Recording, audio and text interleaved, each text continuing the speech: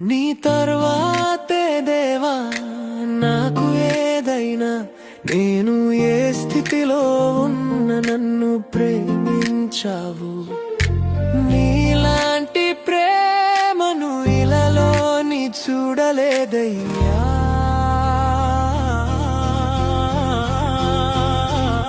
స్నేహితులందరూ దూరమైన వేళ నన్ను హత్తుకొని నిజమైన ప్రేమని జీవితంలో చూపించావు.